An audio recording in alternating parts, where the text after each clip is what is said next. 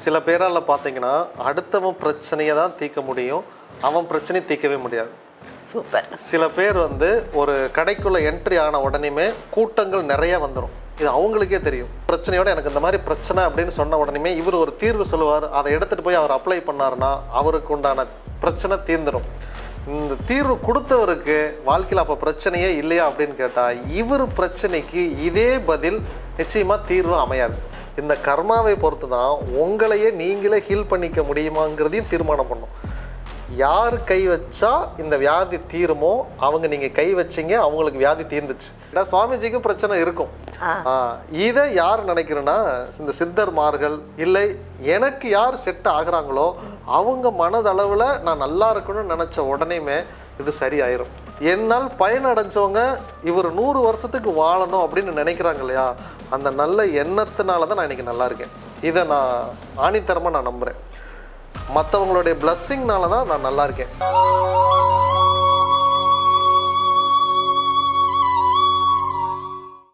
ஆன்மீக உலா நேயர்களுக்கு அன்பான வணக்கங்கள். நமக்கு யாருக்காவது நல்லது செய்யணும்னு நம்ம நினச்சோன்னா முதல்ல வைக்கிறது வேண்டுதல் தான்.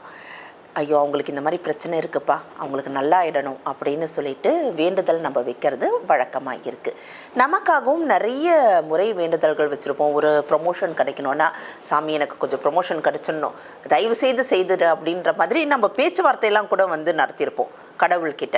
அதுவும் இஷ்ட தெய்வம்னா இன்னும் கொஞ்சம் பேச்சுவார்த்தை தூக்கலாகவே இருக்கும். நான் உனக்கு இதை செய்கிறேன், நான் உனக்கு அதை செய்கிறேன், எனக்கு ப்ரமோஷன் கிடச்சிடணும். இல்லை ஸ்கூலில் படிக்கும் போதெல்லாம் சாமி என்னவாது பண்ணு, நல்ல மார்க் எடுத்துருக்கணும் அப்படின்ட்டு. படிச்சிருக்கோமா அப்படிங்கிறது தெரியாது, நல்லா எழுதணுமான்னு தெரியாது, ஆனால் நல்ல மார்க் வேணும்னு மட்டும் நம்ம கடவுள்கிட்ட ஒரு பிரார்த்தனை வைப்போம்.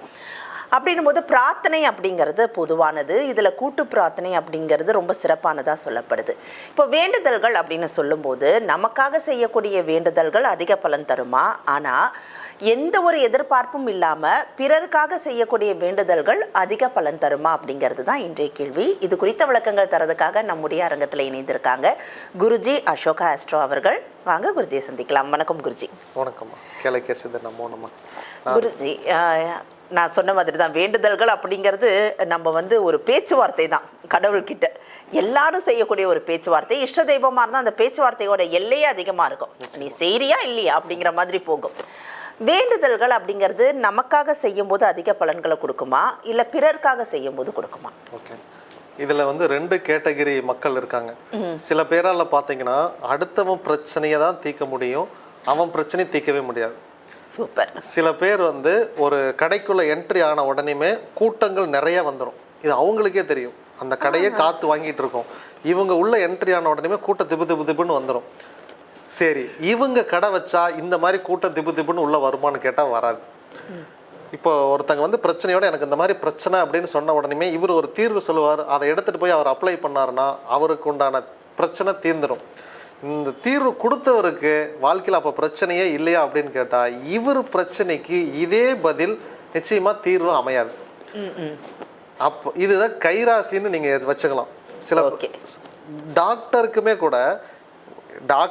இதே வியாதி, பேஷண்ட்டுக்கும் இதே வியாதி அப்படின்னா இப்போ இந்த டாக்டர் கை வச்சாருன்னா அவரு குணமாயிருவார். ஆனால் இந்த டாக்டருக்கு இதே பிரச்சனை, ஆனால் இந்த டாக்டருக்கு இது சரியாகலை. இங்கே என்ன நடக்குது அப்படின்னா இதுதான் கர்மா. இப்போ இந்த கர்மா தான் நீங்கள் யார் அப்படிங்கிறதையே இங்கே முடிவு பண்ணும். இந்த கர்மாவை பொறுத்து தான் உங்களையே நீங்களே ஹீல் பண்ணிக்க முடியுமாங்கிறதையும் தீர்மானம் பண்ணும். யார் கை வச்சா இந்த வியாதி தீருமோ அவங்க நீங்கள் கை வச்சிங்க, அவங்களுக்கு வியாதி தீர்ந்துச்சு. இப்பேற்பட்ட ஒரு ஆள் கை வச்சா மட்டும்தான் இந்த டாக்டருக்கு இருக்கிற பிரச்சனை தீரும். அப்படி ஒரு ஆளை இந்த டாக்டர் தேடி போகாதங்காட்டி இந்த டாக்டருக்கு இது குணமாகலை. அது டாக்டரா இருந்தாலும் சரி. ரெண்டாவது, இப்போ வேண்டுதல்னு வச்சுட்டீங்கன்னா, இப்போ நீங்க உங்க ஒரு கஷ்டத்தை என்கிட்ட சொல்றீங்க. நான் அடடா இவங்க இவ்வளவு கஷ்டப்படுறாங்களே, இது இவங்களுக்கு சீக்கிரமா தீர்ந்துடணும் அப்படின்னு நான் மனதளவில் நினைச்சனாலே உங்களுக்கு அந்த கஷ்டங்கள் நீங்கிரும். நீங்க ரிலீஃப் ஆயிருவீங்க. பட் இங்க சுவாமிஜிக்கு ஏதாவது பிரச்சனை அப்படி ஒண்ணுமே இல்லையான்னு கேட்டா சுவாமிஜிக்கு பிரச்சனை இருக்கும். இதை யார் நினைக்கிறேன்னா இந்த சித்தர்மார்கள் இல்லை எனக்கு யார் செட் ஆகுறாங்களோ அவங்க மனதளவில் நான் நல்லா இருக்கணும்னு நினச்ச உடனேமே இது சரியாயிரும். நான் எனக்கே பண்ணுற வேண்டுதலை விட மற்றவங்க எனக்காக பண்ணுற வேண்டுதலுக்கு சக்தி அதிகம். நான் இன்னைக்கு நல்லா இருக்கேன் இல்லையா, அதற்கு காரணம் என் உழைப்பு அப்படிங்கிறது ஒன்று இங்கே நிச்சயமாக இருக்குது. இதை தாண்டி என்னால் பயனடைஞ்சவங்க இவர் 100 வருஷத்துக்கு வாழணும் அப்படின்னு நினைக்கிறாங்க இல்லையா, அந்த நல்ல எண்ணத்தினால தான் நான் இன்னைக்கு நல்லா இருக்கேன். இதை நான் ஆணித்தரமாக நான் நம்புகிறேன். மற்றவங்களுடைய பிளஸ்ஸிங்னால தான் நான் நல்லா இருக்கேன். நிறைய பேர் சொல்லுவாங்க, சாமி என்னுடைய ஆயுளில் 5 வருஷத்தை நான் உங்களுக்கு கொடுக்குறேன், பாதியை கொடுக்குறேன் அப்படின்லாம் நிறைய பேர் சொல்லியிருக்காங்க. இன்னொரு அம்மா சொல்லியிருக்காங்க, நான் இறந்து போகிறேன் அப்படின்னு தெரிஞ்சிச்சுன்னா நான் நேராக கோயிலில் தான் வந்துடுவேன், நீங்கள் ஏதாவது ஒரு இடத்துல என்னை நீங்கள் அடக்கம் பண்ணுங்க, உங்கள் கையால் என்னை அடக்கம் பண்ணுங்க சாமி அப்படின்னு நிறைய பேர் சொல்லியிருக்காங்க. இது நீங்கள் என்னவா எடுத்துக்குவீங்க? அந்த உயிரையே நம்மக்கிட்ட ஒப்படைக்கிறாங்கன்னா அவங்க நம்மளை எவ்வளோ நம்புகிறாங்க. அந்த வேண்டுதல், இந்த இடத்துக்கு மனசு தான், அந்த மனசில் அவங்க என்ன நினைக்கிறாங்களோ அதற்கு 1000 மடங்கு சக்தி இருக்கு. இதே மாதிரி ஒரு கெடுதல் நினைக்கிறாங்கன்னே வச்சுக்கோமே. இப்போ இந்த ரெண்டுல எதுக்கு சக்தி அதிகம் அப்படின்னு கேட்டிங்கன்னா, இந்த பாசிட்டிவுக்கு தான் இங்கே சக்தி அதிகம், நேர்மறை எண்ணங்களுக்கு தான் சக்தி அதிகம். என்றைக்குமே தேவர்களை விட அரக்கர்கள் வலிமையானவர்கள்.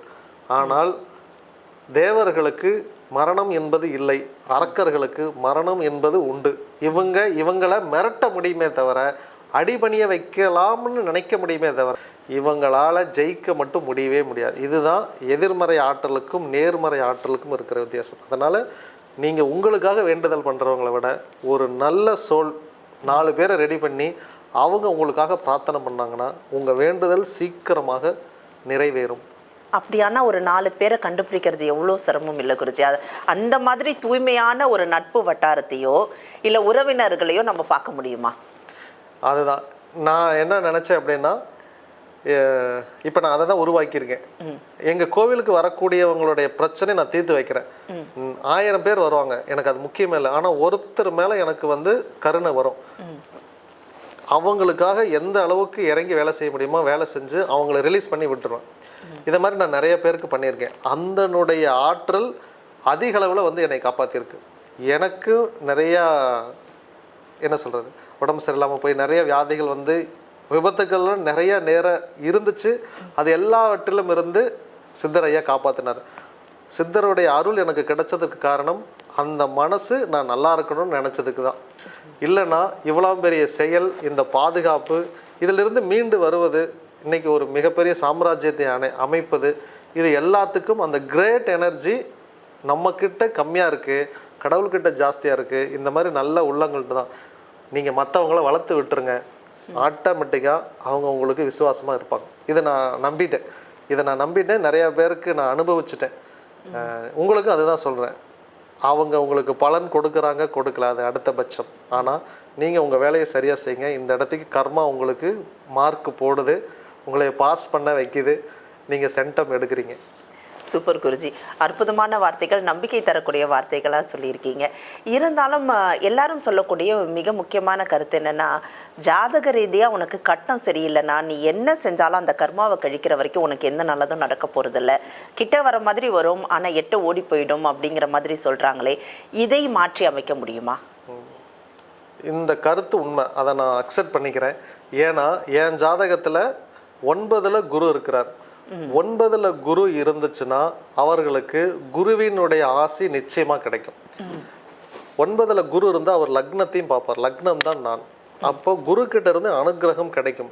இன்னைக்கு தேதிக்கு எனக்கு ஒரு கேது மகாதசை நடக்கிறப்ப இந்த கேதுங்கிறதுமே ஒரு குரு அப்படிங்கிற கிரகம் தான், ஆன்மீக கிரகம். ஆன்மீக வழியாக ஒரு குரு இவருக்கு கிடைப்பார் அப்படின்னு என் ஜாதகத்தில் இருந்தங்காட்டி தான் இன்னைக்கு தேதிக்கு அந்த கடவுள் எனக்கே கிடைச்சிருக்கிறார். இது தற்செயலாக நடந்ததுன்னு நீங்கள் வச்சுக்கிட்டாலும் இதுவும் ஜாதகமும் பொருந்தி போகுதா அப்படின்னு பார்த்தீங்கன்னா இந்த ரெண்டுமே பொருந்தியும் போகுது. ஒருவேளை 9ல் குரு இல்லைன்னா இந்த அசோகாவுக்கு கேளைக்கேர்னு ஒருத்தர் கிடைச்சிருப்பாரா அப்படின்னு கேட்டால் கேள்விக்குறி தான். ஏன்னா நான் அரைக்கோவல் விடுத்த மாதிரி நிறைய பேர் லட்சக்கணக்கான கோடிக்கணக்கான பக்தர்கள் அரைக்கோவல் விடுத்தாங்க. அவர்களுக்கெல்லாம் கேளைக்கீரனுடைய ஓசை கேட்கலை. ஏன் எனக்கு மட்டும் கேட்டுச்சு அப்படின்னா இது ஜாதகம் ஒரு மிகப்பெரிய காரணம். ரெண்டாவது, உங்களுக்கு செய்வினை பண்ணணும்னா கூட உங்களுக்கு ஜாதகத்தில் அந்த ஒத்துழைப்பு இருந்தால் மட்டும்தான் உங்களை நான் வசியம் பண்ண முடியும், உங்களுக்கு அகெயின்ஸ்டாக நான் செய்வனை செய்ய முடியும். உங்கள் ஜாதகத்திலே அந்த அமைப்பு இல்லை அப்படின்னா என்னால் உங்களை ஒன்றுமே பண்ண முடியாது. இந்த அமைப்பு என் ஜாதகத்தில் இருக்குது. நான் ஒருத்தருக்கு மாந்திரிகம் பண்ண முடியுமே தவிர இன்னொரு மாந்திரிகம் என்னைய ஒன்றுமே செய்யாதுங்கிற அமைப்பு ஆமாம் என் ஜாதகத்தில் இருக்குது. இதில் 2 கிரகம் வந்து முக்கியமானது, ஒன்று சனி, ஒன்று செவ்வாய். இந்த காம்பினேஷன் கூட மாந்தி கனெக்ட் ஆயிருச்சு அப்படின்னா நிச்சயமாக இங்கே அமானுஷ்யம் அப்படிங்கிற ஒரு விஷயம் நடக்கும். இந்த அமானுஷ்யம் தான் ஒரு மனுஷனை ஆட்டியும் படைக்கும், அவனை ஆட்சி செய்யவும் வைக்கும். அதனால இந்த கேளக்கியர் சித்தர் எனக்கு கிடைச்சதுக்குமே ஜாதகமும் ஒரு காரணம். இதன் அடிப்படையில் தான் எனக்கும் அவர் என் வாழ்க்கையில் இத்தனை வயசுல தான் வந்து இவருக்கு கிடைக்கணும் அப்படின்னு இருந்திருக்கு. 10வது வயசுல வந்து கிடைச்சார். நிச்சயமா அவர் கிடைச்சதுக்கு அப்புறம் நீங்க உங்களுக்குள்ளேயே வச்சுக்காம நம்ம ஏற்கனவே பேசின மாதிரி அந்த பாசிட்டிவிட்டியை பரப்பியிருக்கீங்க இல்லையா? அது வந்து மந்திரமாக இருந்தாலும் சரி, 2வது மந்திரமாக இருந்தாலும் சரி, அது எல்லாருக்கும் பயன்படுற வகையில் எப்படி அதை செய்யணுங்கிறதையும் ரொம்ப அழகாக அந்த பாசிட்டிவிட்டியை பரப்பி எல்லாரும் பயன்பெற்றிருக்காங்க. நம்மளுடைய கமெண்ட் செக்ஷனில் நம்ம பார்த்தாலே தெரியும், நிறைய பேர் முதல்ல பட்டாம்பூச்சி தான் பறக்க விடுவாங்க. ஏன்னா நான் பார்த்த முதல் சைட்டு நான் கேளக்கியர் சித்தரை நினச்சோன்னே பட்டாம்பூச்சி தான் நான் பார்த்தேன் அப்படின்னு சொல்கிறவங்களும் இருக்காங்க. விபூதி வாசனையை அதிகமாக நான் வந்து நுகர்ந்திருக்கேன்னு சொல்கிறவங்களும் இருக்கிறாங்க. அந்த அளவுக்கு அது கனெக்ட் ஆகிற அளவுக்கு கேளக்கியர் சித்தர் உங்கள் மூலியமா எல்லாருக்கும் இந்த நற்செய்தியை கொடுத்துருக்கிறாருன்னு தான் நான் நம்புகிறேன். இன்றைய தினம் ஒரு அற்புதமான விஷயத்த நம்ம நேயர்கள் மனசில் ரொம்ப அழகாக பதிய வச்சுருக்கீங்க. வேண்டுதல்கள் உங்களுக்கானதாக இருந்தாலும் சரி, மற்றவர்களுக்கு நீங்கள் வேண்டும் போது உங்களுடைய வேண்டுதல்கள் தானாக அற்புதமான பலன்களை கொடுக்கும் அப்படிங்கிறத சொல்லியிருக்கீங்க.